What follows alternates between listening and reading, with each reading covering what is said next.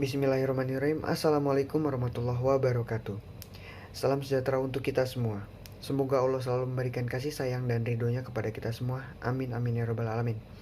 Tidak lupa saya ucapkan terima kasih kepada dosen kami yang terhormat yaitu Ibu Wina yang telah mempercayakan kami untuk membahas mengenai Internal Relation and Employee Communication.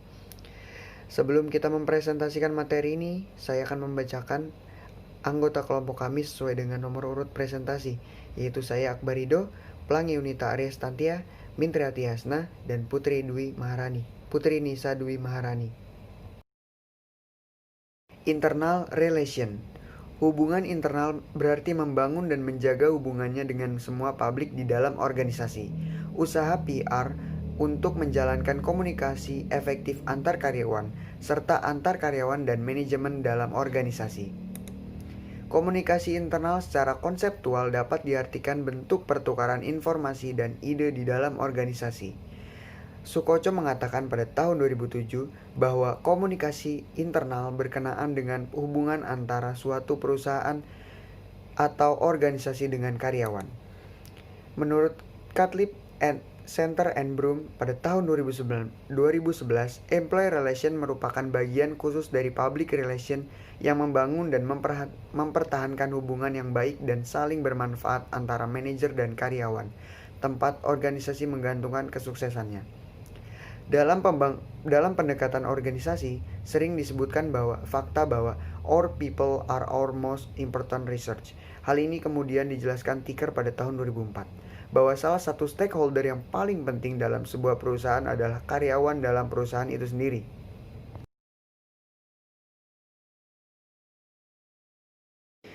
Fungsi dan manfaat employee relation.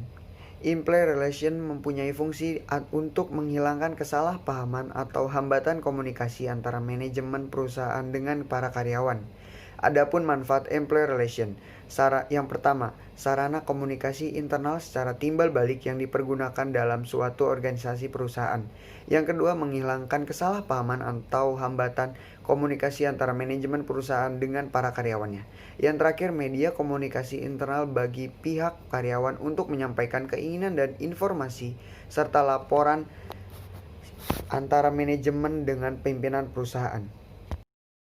Peran public relations dalam mengelola komunikasi internal perusahaan. Komunikasi internal menjadi faktor utama eksistensi sebuah perusahaan. Reputasi perusahaan dimulai dari bagaimana perusahaan membangun hubungan yang baik dengan halayak internalnya. Kemampuan perusahaan dalam membangun komunikasi menjadi sangat penting agar tujuan perusahaan tercapai. Permasalahan di perusahaan dapat terjadi diakibatkan tidak berjalannya komunikasi dalam perusahaan. Arti penting hubungan internal. Istilah publik internal dan publik karyawan mengacu pada manajer maupun orang-orang yang menjadi bawahannya. Publik ini merupakan sumber daya terbesar dari organisasi dan orang-orangnya. Organisasi akan kehilangan besar potensi sumber daya manusianya karena tidak memprioritaskan komunikasi dua arah yang efektif merupakan landasan untuk hubungan manajemen karyawan dan kinerja pekerjaan secara keseluruhan. Smith menyebut ini sebagai konsekuensi akibat kemalasan dalam bekerja. Komunikasi tatap muka dengan kebijakan pintu terbuka adalah medium utama untuk mendorong terjadinya komunikasi dua arah ke atas dan membantu menciptakan hubungan kerja yang baik dengan karyawannya. Kultur organisasi adalah keseluruhan nilai, simbol, makna, keyakinan, asumsi, dan ekspektasi yang dianut bersama yang mengorganisir dan mengintegrasikan sekelompok orang yang bekerja sama. Untuk memahami komunikasi internal dari organisasi, harus mempertimbangkan kultur organisasi itu. Tantangan hubungan internal, keamanan dan kepatuhan. Karyawan harus memahami aturan di mana mereka beroperasi agar bisa memaksimalkan keselamatan mereka sendiri.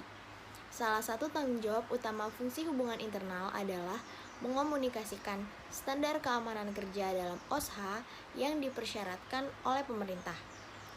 Hubungan tenaga kerja. Hubungan dengan tenaga kerja adalah hubungan penting yang sangat memengaruhi kesuksesan atau kegagalan organisasi, yang hubungan ini tidak dapat dan tidak boleh dianggap sepele.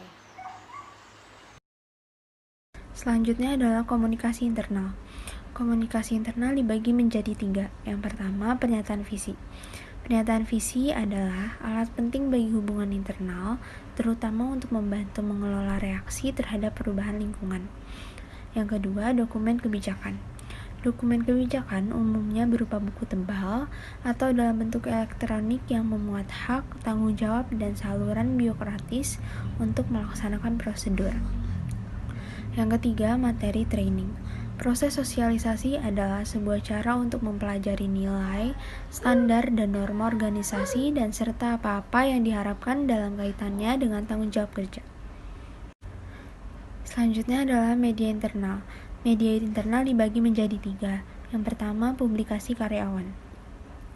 Keuntungan utama dari publikasi ini adalah kemampuannya untuk menyampaikan informasi detail dan spesifik kepada publik sasaran yang didefinisikan secara sempit yang tertarik dengan isu yang dibahas dalam publikasi. Yang kedua, newsletter. Newsletter adalah bentuk paling umum dari publikasi periodik. Yang ketiga adalah surat. Aliran normal surat, email, dan memo merupakan cara penting dan berpengaruh dalam menciptakan kultur organisasi dan memberikan penguatan konsisten terhadap pesan dan identitas di seputar komunikasi. Komunikasi tatap muka dan selentingan kabar. Inti komunikasi di dalam organisasi adalah komunikasi verbal. Riset menyatakan bahwa karyawan cenderung lebih suka untuk berkomunikasi secara langsung dengan atasannya. Jenis pesan yang paling diingat dan efektif bagi karyawan adalah komunikasi tatap muka. Selentingan kabar atau desas-desus adalah jenis-jenis komunikasi yang kuat, tetapi juga berbahaya, karena informasi yang dikandung seringkali tidak dapat dipercaya, atau bahkan dibumbui. Hotline dan rapat telekonferensi. Hotline digunakan dalam hubungan internal untuk menyebarkan informasi dasar. Memberikan layanan hotline kepada karyawan merupakan salah satu cara yang ekonomis dan memberikan kesempatan kepada karyawan untuk memberikan tanggapan yang baik. Hotline juga menyediakan sumber informasi organisasional yang nyaman bagi karyawan. Rapat telekonferensi. Alasan digunakannya rapat telekonferensi adalah untuk menjangkau banyak tempat dalam waktu yang bersamaan. Ada banyak manfaat yang didapat dalam melakukan rapat telekonferensi ini. Salah satunya yaitu adanya komunikasi dua arah. Misalnya saja, rapat atau webinar yang dilaksanakan oleh National Safety Council, di mana salah satu bagian dari acaranya yaitu adalah sesi tanya jawab. Pada saat sesi tanya jawab, peserta dapat bertanya kepada pembicara. Dari situlah adanya interaksi dua arah, yaitu dari peserta kepada pembicara atau sebaliknya. Presentasi video dan film.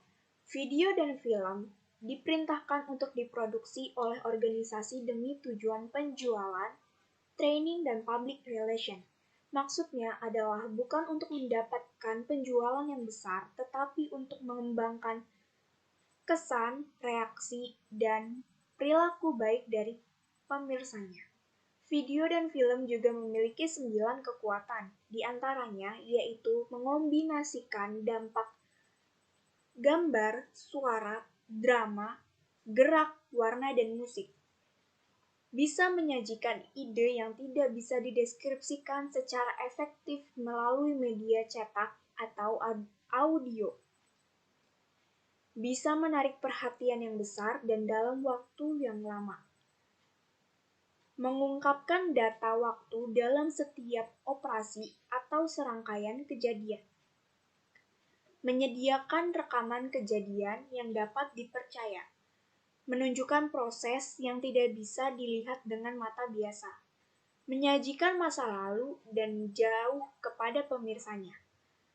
Dapat memperbesar, mengurangi atau menyederhanakan objek, mengilustrasikan abstraksi dengan menggunakan fotografi, kartun, dan grafik. Dan yang terakhir, membuat pemirsa bisa melihat dengan mata kepala sendiri atau seeing is believing. Pameran atau display. Pameran atau display berfungsi untuk mengawetkan kenangan organisasional atau sense of identity di kalangan publik internal dan juga untuk mendidik publik eksternal tentang organisasi.